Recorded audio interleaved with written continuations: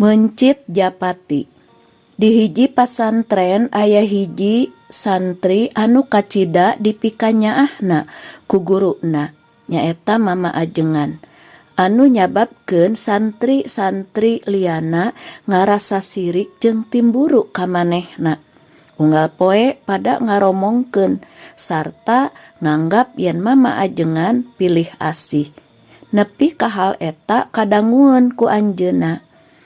Dina hiji dinten, Mama Ajengan ngumpulkeun santri-santrina teras maparin manuk Japati ka masing-masing santri hiji sewang.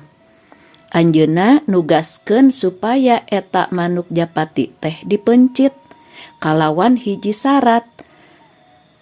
Eta pagawean teh ulah katingali ku sasaha. Sakabeh santri dibere waktu ngan saminggu. Lamun geus beres kudu buru-buru baralik deui ka pasantren pikeun laporan ka anjeunna. Isukna bring bae maranehna arindit rek neangan tempat pikeun ngalaksanakeun tugas tea.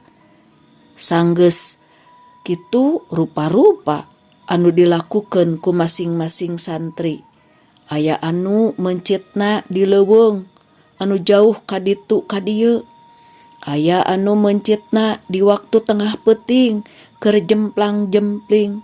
Aya oge anu milih mencitna di guha anu poek nyang keredong.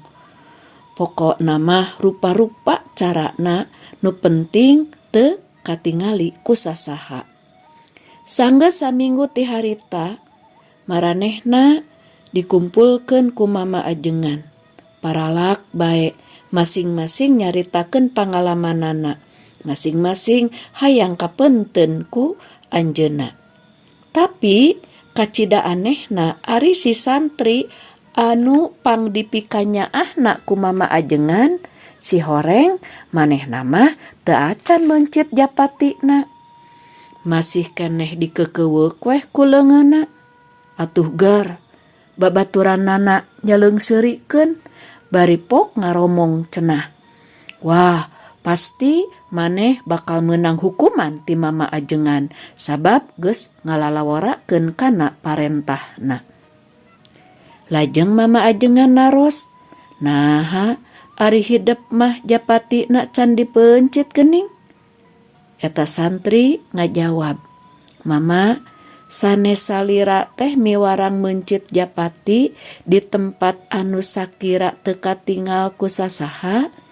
"Nya, bener kitu," waler Mama Ajengan. Eta santri nyarita deui, "Punten Mama, abdi mah teu mendakan tempat di mana wae anu teu tiasa katingal ku sasaha.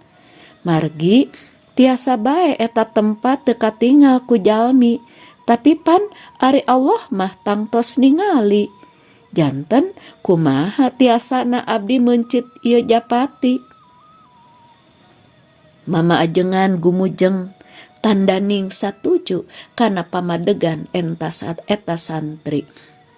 Ngadenge jawaban kitu babaturanana jadi saladar. Naha pangna Mama Ajengan kacida nyaaheunana ka eta santri. Baraya sadaya, mugia carios ieu janten inspirasi supaya urang salawasna asa ditinggal ku Allah dugi ka ngaraosieun upami bade midamel dosa teh. Sakitu rupina.